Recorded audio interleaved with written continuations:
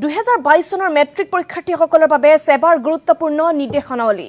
দশম শ্ৰেণীৰ প্ৰতিগৰাকী শিক্ষাৰ্থী এবাৰ অৱতীৰ্ণ হ'ব লাগিব ছমহীয়া পৰীক্ষাত নহলে বহিব নোৱাৰিব মেট্ৰিক পৰীক্ষাত ইফালে ৰাজ্যৰ প্ৰতিখন চৰকাৰী শিক্ষানুষ্ঠানে নৱেম্বৰ মাহৰ ভিতৰত সম্পন্ন কৰিব লাগিব ছমহীয়া পৰীক্ষা অন্যথা পৰীক্ষা অনুষ্ঠিত নকৰা শিক্ষানুষ্ঠানসমূহৰ স্বীকৃতি বাতিল কৰিব সেবা কৰ্তৃপক্ষই উল্লেখযোগ্য যে ছমহীয়া পৰীক্ষাত অৱতীৰ্ণ হোৱা প্ৰতিগৰাকী পৰীক্ষাৰ্থীৰ নম্বৰ অনলাইন পৰ্টেল যোগে দাখিল কৰিব লাগিব প্ৰতিখন শিক্ষানুষ্ঠানে নিউজ লাইভক এই কথা জনালে সেবাৰ সচিব কুৰঞ্জনা সেনাপতিয়ে আমি পুনৰবাৰ জনাইছো এক ব্ৰেকিং নিউজ 2022 চনৰ মেট্ৰিক পৰীক্ষাৰ্থীসকলৰ বাবে সেবাৰ গুৰুত্বপূৰ্ণ নিৰ্দেশনাৱলী দশম শ্ৰেণীৰ প্ৰতিগৰাকী শিক্ষাৰ্থী এবাৰ অৱতীৰ্ণ হ'ব লাগিব ছমহীয়া পৰীক্ষাত নহলে বহিব নোৱাৰিব মেট্ৰিক পৰীক্ষাত ইফালে ৰাজ্যৰ প্ৰতিখন চৰকাৰী শিক্ষানুষ্ঠানে নৱেম্বৰ মাহৰ ভিতৰত সম্পন্ন কৰিব লাগিব ছমহীয়া পৰীক্ষা অন্যথা পৰীক্ষা অনুষ্ঠিত নকৰা শিক্ষানুষ্ঠানসমূহৰ স্বীকৃতি বাতিল কৰিব সেবা কৰ্তৃপক্ষই উল্লেখযোগ্য যে ছমহীয়া পৰীক্ষাত অৱতীৰ্ণ হোৱা প্ৰতিগৰাকী পৰীক্ষাৰ্থীৰ নম্বৰ অনলাইন পৰ্টেল যোগে দাখিল কৰিব লাগিব প্ৰতিখন শিক্ষানুষ্ঠানে আৰু নিউজ লাইভক এই কথা জনালে সেবাৰ সচিব